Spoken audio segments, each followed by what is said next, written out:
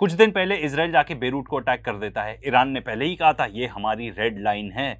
Iran as a result जाके attack कर देता है इजराइल को। ये ऐसा पहली बार हुआ कि ईरान खुद से जाके एक दूसरे देश को अटैक कर रहा है, नहीं तो वो हमेशा रिटेलिएट ही करता है। अब कल की खबर ये थी कि एक अमेरिकन अपाचे हेलीकॉप्टर को शूट डाउन कर देता है ईरान।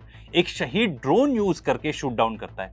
देखो, हमने आपको पिछली बार भी बताया था कि ये बहुत ही अनलाइकली है कि एक शहीद ड्रोन को यूज करके एक मूविंग टारगेट को टारगेट किया गया। ये पॉसिबल नहीं है क्योंकि ये पर्टिकुलर ड्रोन एक स्टेशनरी टारगेट को, एक बिल्डिंग को टारगेट करता है एंड उसमें पेलोड इतना ज्यादा होता है कि वो पूरी बिल्डिंग को खत्म कर सकता है। तो यूएस ने उसी को एक्सक्यूज बना के ईरान के अगेंस्ट अटैक किया। ईरान ने रिटेलिएट किया अमेरिका के अगेंस्ट। ठीक है, अब आज के डेट पे और बुरी खबर है एंड सुनो ट्रंप क्या कहता है। Based on the helicopter, I guess we have the right to do that. You know, they shot down a very incredible, actually an incredible machine. And at first they said they didn't do it, then they admitted they did it. It's sort of easy because we have the bomb. We actually have the bomb. Got very lucky that bomb didn't explode. That bomb was lodged in the helicopter. It didn't explode. It was on fire, but it didn't explode. Those two guys, they knew how to fly, but they got very lucky. And then we had the unmanned boat going very, very fast at speeds that you wouldn't want to go. अब Trump ये बता रहा है कि वो drone था, वो पूरा फटा नहीं, क्योंकि सिंपल बात है कि अगर इतना बड़ा ड्रोन जाके एक हेलीकॉप्टर से टकराएगा तो हेलीकॉप्टर का तो कुछ नामो निशान ही नहीं बचेगा। इसीलिए मेरा ये पर्सनल ओपिनियन है, इसको एज एन एक्सक्यूज यूज किया जा रहा है वॉर को रीस्टार्ट करने के लिए या एटलीस्ट ईरान के ऊपर प्रेशर बनाने के लिए। एंड अब लगता है वॉर एक नए फेज में एंटर कर चुका है। इसको ऐसे भी कह सकते हैं कि ये है battle for the strait of Hormuz. अब मैं क्यों कह रहा हूँ समझाता हूँ। अमेरिका ने जो स्ट्राइक करी ईरान के ऊपर, अब ये ट्रंप बता रहा है कि उन्होंने 49 टोमाहॉक मिसाइल्स यूज़ करी हैं। ठीक है, तेहरान के अंदर भी स्ट्राइक करी है एंड खास तौर पे ये बताया जा रहा है कि they are taking out the radar system and air defence system in the southern western part of the country. अब ये ईरानियन मीडिया रिपोर्ट कर रहा है कि कहाँ कहाँ पे धमाकों की आवाज़ आई। ये आई बंदरबास में, केशम में, मिनाब में, सिरिक में, हिंगनाम आइलैंड पर। अब आप ये देखो, मैप आउट करके देखो कहाँ पे लोकेटेड हैं ये सारे आइलैंड्स जो हैं या ये सारे जो शहर हैं, ये सारे लोकेटेड हैं close to the strait of Hormuz, right next to the strait of Hormuz. इसके अलावा ये भी रिपोर्ट कर रहा है ईरानियन मीडिया के ईरानियन एंड अमेरिकन फोर्सेस की एट सी वहाँ पर भी मुठभेड़ हुई है। तो हो सकता है कुछ शिप्स के ऊपर ईरान ने भी फायर किया हो। तो भाई ये कहाँ जा रहा है ये वॉर? एक्सपर्ट्स दो पॉसिबिलिटीज बताते हैं। एक तो ये कि भाई यहाँ पे ये जो आइलैंड्स हैं इनको टारगेट करो, इनको आइसोलेट कर दो, ये कम्युनिकेट ना कर पाए मेनलैंड ईरान से, एंड फिर जाके जो इनका ग्राउंड इन्वेजन ये लोग करना चाह रहे थे खार्ग आइलैंड का या किसी और आइलैंड का, वो जाके करो। दूसरी पॉसिबिलिटी ये भी है जो मुझे ज़्यादा प्रोबेबल लगती है, वो ये कि ये लोग रेडार को टारगेट कर रहे हैं साउथ वेस्ट ईरान में, ताकि ईरान किसी भी तरीके से ट्रैक ना कर पाए वो सारी शिप्स जो स्ट्रेट ऑफ हॉर्मूज से निकलना चाहती हैं।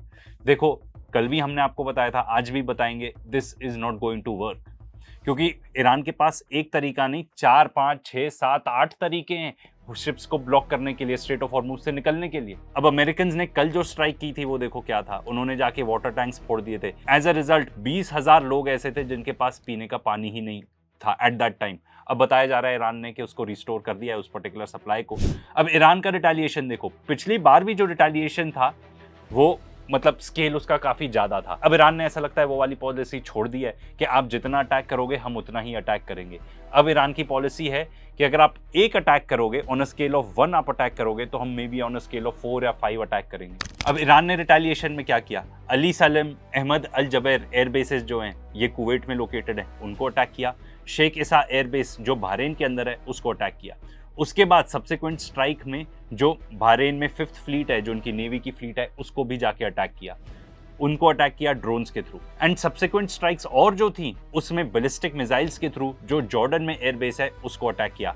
अब ईरान का क्लेम है कि उन्होंने डिस्ट्रॉय कर दिए हैं, 12 बैलिस्टिक मिसाइल्स यूज करी उन्होंने, एंड उन्होंने डिस्ट्रॉय करे हैं अमेरिका के F-16, F-15 and F-35 war planes. And ये तो हमको सैटेलाइट इमेजरी से भी दिख गया था कि जो हैंगर्स हैं जहाँ पे F-35 रखे जाते हैं जॉर्डन के एयरबेस में, उसको अटैक किया गया। ये एक और वजह हो सकती है कि अमेरिका को रिटेलिएट करना पड़ा, क्योंकि ईरान की जो स्ट्राइक्स थी ना वो डिसप्रपोर्शनेट थी। एक और स्पेकुलेशन ये है कि रशिया चाइना के द्वारा काफी इक्विपमेंट सप्लाइड है टू ईरान, तो उसको टारगेट करने के लिए भी ये पर्टिकुलर स्ट्राइक्स हो सकती हैं। एंड अब आई डोंट नो कि ये रशिया और चाइना के द्वारा जो सप्लाइड इक्विपमेंट है उसके वजह से है, बट ईरान का एयर डिफेंस काफी अच्छा हो चुका है। अब इसी का एग्जाम्पल लो, एक F-16 जेट एंटर करता है ईरानियन टेरिटरी को, उसको भगा देते हैं वहां से बिकॉज वो टारगेट होने लगता है बाय एयर डिफेंसेस।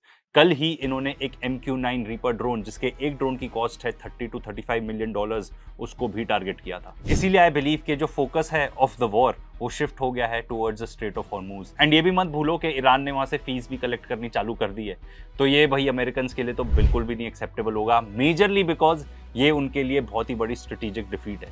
इसीलिए ट्रंप इस टाइप की स्टेटमेंट्स दे रहा है कि अरे कैसा टाइप का उनका ब्लॉकेड है, हमने तो इतने सारे टैंकर्स वहां से निकाल दिए, जिसको ईरान कह रहा है कि नहीं, एकदम ही झूठ है। पीट हेग्सेथ की भी ये particular statement soon low. Is that Project Freedom, the idea of running ships through the Strait of Hormuz, it never stopped. It just went underground. And so there's some things the public knows and some things the public doesn't know.